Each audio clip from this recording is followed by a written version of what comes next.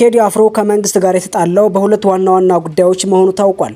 አንደኛውና የመጀመሪያው ዮናስ ዘውዴ እንደጻፈው ኢቶሪካ የተሰኘው አዲስ አልበሙን የሚለቀው ድምጻዊ ቴዲ አፍሮ ብልጽግናን ከዚህ ቀደም ያቀረበለትን ጥያቄ እምቢ ማለቱን ተከትሎ መሆኑን ጽፏል። ከዚህ ቀደም የመንግስት ሹመኛ የነበሩት የፍልስፍና ምሁሩ ዶክተር ዮናስ ዘውዴ የቴዲ አፍሮ ጋዜጣዊ መግለጫ ታግዷል መባሉን ተከትሎ አነጋጋሪ መረጃ ለጥፏል። በትግራይ ጦርነት ወቅት መንግስት ለቴዲ አፍሮ ደጋግሞ የጦርነት ቅስቀሳ ጥያቄ ቢያቀርብም እምቢ ማለቱን ተናግረዋል። ዮናስ ከበደ ቴዲን በአካል አውቀዋለሁ፣ ለህልውና ዘመቻው እንዲቀሰቅስ ብዙ ተለምኖ ብዙ ተጎትኩቶ ነበር። ይህን በሚያስተባብረው ግለሰብ እሱ ግን ወይ ፍንክች ብሏል። ሌላ ጊዜ ደግሞ እንዲሁ ተወዳጁ አቀንቃኝ ማዲንጎ አፈወርቅ ያረፈ ጊዜ ጠቅላይ ሚኒስትር አብይ አህመድ ከቴዎድሮስ ካሳሁን ቴዲ አፍሮ ጋር ፎቶ መነሳት ፈልገው ነበር፣ ግን ዝምተኛው ገዳይ ቴዲ አፍሮ ፈቃደኛ ሳይሆን በመቅረቱ ጠቅላይ ሚኒስትሩ ቂም እንዳረገዙ ተናግሯል። እናም ቴዲ አፍሮ ከብልጽግና መንግስት ጋር የተጣላውና መግለጫው የተከለከለው በእነዚህና በሌሎች ምክንያቶች ቴዎድሮስ ካሳሁን ቴዲ አፍሮ አዲሱን አልበሙን በተመለከተ በአርቲስት ቲቪ ሊያደርገው የነበረው ጋዜጣዊ መግለጫ መታገዱ የሚታወስ ነው። የአርቲስት ቴሌቪዥን የስራ ኃላፊዎች ከቴዲ አፍሮ አዲስ አልበም ስምምነት ጋር በተያያዘ ማብራሪያ እንዲሰጡም ተጠይቀዋል። የአርቲስት ቴሌቪዥን የስራ ኃላፊዎች ከድምጻዊ ቴዎድሮስ ካሳሁን ቴዲ አፍሮ አዲስ አልበም ጋር በተያያዘ ከገቡበት ስምምነት አኳያ ማብራሪያ እንዲሰጡ በኢትዮጵያ መገናኛ ብዙሃን ባለስልጣን መጠየቃቸው የማህበራዊ ሚዲያ ተጠቃሚዎችን አበሳጭቷል። ማክሰኞ ሚያዝያ 6 ቀን 2018 ከምሽቱ 12 ሰዓት ጀምሮ ሊሰጥ የነበረው የቴዲ አፍሮ አዲስ አልበም ኢቶሪካ ጋዜጣዊ መግለጫ ድምጻዊው ከተለያዩ ጋዜጠኞች ጋር የሚያደርገውን ይህን መግለጫ በቀጥታ ስርጭት ለማስተላለፍ ከአርቲስት ቴሌቪዥን ጋር አስቀድሞ ስምምነት ተፈራርሞ የነበረ ቢሆንም ከመንግስት በቀረበ ጥብቅ እገዳ ምክንያት በቀጥታ ስርጭቱ እንዲቋረጥ ተገዷል። ምንጮች እንዳረጋገጡት የቴሌቪዥን ጣቢያው ስራ አስፈጻሚን ጨምሮ የጣቢያው ስራ ኃላፊዎች በኢትዮጵያ መገናኛ ብዙሃን ባለስልጣን ዋና መስሪያ ቤት በመገኘት ስለ ስምምነቱ ማብራሪያ ሰጥተዋል። ድምጻዊ ቴዎድሮስ ካሳሁን ከ8 ዓመታት ቆይታ በኋላ ኢቶሪካ የተሰኘውን አዲስ አልበሙን የፊታችን ሐሙስ ሚያዝያ 8 ቀን 2018 ዓ.ም ከቀኑ 8 ሰዓት ጀምሮ በተለያዩ ዓለም አቀፍ የሙዚቃ ማሰራጫ መተግበሪያዎችና በዩቲዩብ ገጹ በኩል ለአድማጮች እንደሚያቀርብ ማስታወቁ ይታወሳል። የመግለጫው መታገድና የቴሌቪዥን ጣቢያው ኃላፊዎች መጠራት በአልበሙ ይፋዊ መሆን ላይ ስለሚኖረው ተጽዕኖ እስካሁን በይፋ የተባለ ነገር የለም። የብልጽግና ፓርቲ የወጣቶች ሊግ ምክትል ፕሬዝዳንትና የፓርቲ ዋና ጽህፈት ቤት የህዝብና ዓለም አቀፍ ግንኙነት ሚኒስቴር ዴታ ፈዲላ ቢያ የድምጻዊ ቴዎድሮስ ካሳሁን ቴዲ አፍሮ አዲስ አልበም ጋዜጣዊ መግለጫ መታገዱን ተከትሎ የሰጡት ማስተባበያና አርቲስቱ ላይ የሰነዘሩት ኃይለ ቃል ከፍተኛ ትችትን እያስነሳ ይገኛል። ኃላፊዋ በማህበራዊ ትስስር ገጻቸው በወጡት ጽሁፍ ያገደም የታገደም የለም በማለት የመንግስትን እጅ ለማውጣት ቢሞክሩም ንግግራቸው ግን ከማስተባበል ይልቅ በድምጻዊው ላይ ያነጣጠረ የስም ማጥፋትና የጥላቻ ዘመቻ መልክ ያለው ሆኖ ተገኝቷል። ሚኒስቴር ዴታዋ በጽሁፋቸው በሚሊዮኖች የሚቆጠሩ አድናቂዎች ያሉትንና በኢትዮጵያ የሙዚቃ ታሪክ ውስጥ ትልቅ ስፍራ ያለውን ቴዲ አፍሮን የአንድ ዘፋኝ እንጉርጉሮ በሚል የያዙትን ስልጣን በማይመጥን መልኩ አሳንሰው ለመጥራት መሞከራቸው የበርካቶችን ቁጣ ቀስቅሷል። ታዛቢዎች እንደሚሉት መንግስት የዜጎችን ሐሳብን በነጻነት የመግለጽ መብት ማክበር ሲገባው ጉዳዩን ወደ ግላዊ ዘለፋ በማውረድ ጡዘት ካልተፈጠረ ዘፈን ሸጦ ማድራል አይቻልምን በማለት አርቲስቱን የገበያ ሻጥር እንደሰራ አድርገው መክሰስ አንዳንድ የገዢው ፓርቲ ባለስልጣናት ለጥበብና ለዜጎች ያላቸውን ንቀት በግልጽ የሚያሳይ ሆኗል። ፈዲላ በጽሁፋቸው የብልጽግና መንግስት ድሮ እንደለመዳችሁት ለተራ አጀንዳዎች ቦታ የለውም በማለት መንግስታቸውን ሀገርን ከድህነት በማውጣትና አሳሳቢ ትርክት በመፍጠር ትልቅ የቤት ስራ ላይ መሆኑን ተናግረዋል።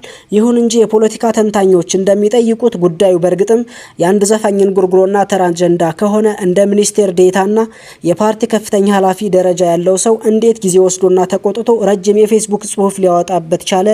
ይህ የሚያሳየው ኃላፊዋ እንዳሉት መንግስት ጉዳዩን ተራ አድርጎ እንዳላለፈውና የተለያዩ አስተያየት ሰጪዎች እንደሚሉት የመንግስት አካላት በጉዳዩ ላይ እጃቸው እንዳለበት በተዘዋዋሪ የሚያጋልጥ ነው ተብሏል።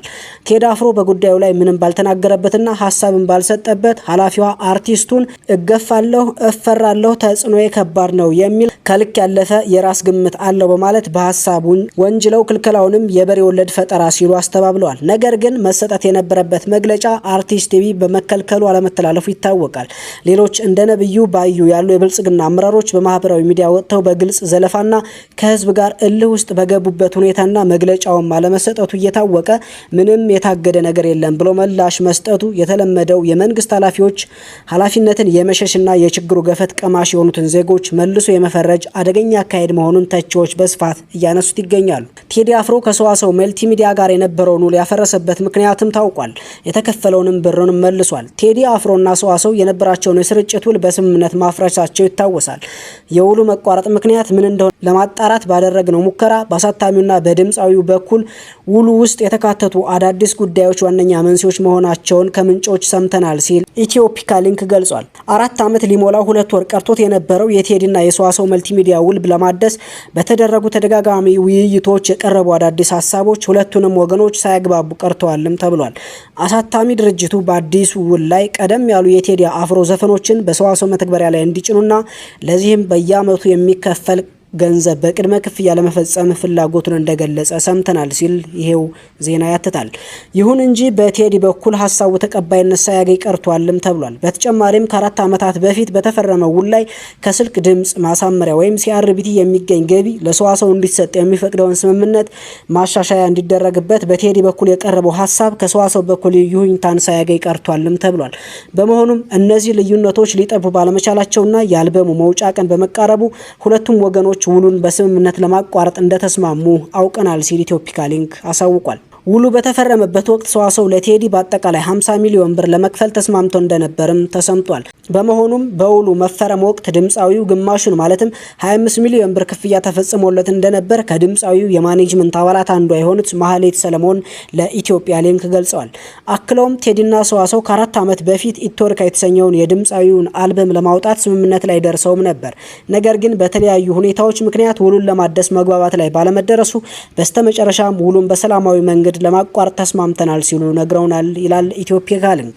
ከ2 ሳምንት በፊት ቴዲና ሰዋሰው ያልተሳካውን የውል ማደስ ውይይት ካደረጉ በኋላ ቴዲ ቀደም ብሎ ተከፍሎት የነበረውን 25 ሚሊዮን ብር ከ4 ዓመት የባንክ ወለድ ጋር ታሳቢ ተደርጎ በድምሩ 33 ሚሊዮን ብር ለሰዋሰው እንደመለሰ ከማህሌት ሰለሞን ሰምተናል። ስለ ጉዳዩ የጠየቅናቸው የሰዋሰው መልቲሚዲያ ስራ አስኪያጅ አቶ ሀብቱ ነጋሽ ድምፃዊው ለስራው በሚል በቅድመ ሁኔታ የሰጠነው ገንዘብ ላይ የባንክ ወለድ ጨምሮ መልሶልናል ብለዋል። አክለውም በስራ ሂደት በሚያጋጥሙ የሀሳብ ልዩነቶች ምክንያት ብቻ ውሉ በስምምነት መፍረሱን አረጋግጠዋል። ቴዲ አፍሮ አዲሱ ኢትዮሪካ አልበሙ ነገ ሐሙስ በራሱ ዩቲዩብ ገጽና በሌሎች ማድመጫ መንገዶች እንደሚለቀቅ ይጠበቃል። አልበሙ ይወጣል ከተባለበት ቀን ቀደም ብሎ ነገ ሚያዝያ 8 ከቀኑ 8 ሰዓት እንደሚወጣ የወሰነበት ምክንያት ምን እንደሆነ የጠየቅናቸው የድምፃዊው ማናጀር ማህሌት ሰለሞን ውሳኔው የራሱ የቴዲ እንደሆነና የወር ቀንና ሰዓት ቁጥር ግጥምጥሞሹ ቴዲ በምክንያት ያደረገው መሆኑንም ለኢትዮፒካ ሊንክ ተናግረዋል። እናንተስ ምን ትላላችሁ? ሀሳብ አስተያየታችሁን በኮሜንት መስጫው ላይ አጋሩን። ሰብስክራይብ ማድረግ እንዳይረሳ። በሌላ አዳዲስ ዝግጅቶች እስከንገናኝ ድረስ መልካም ሳምንት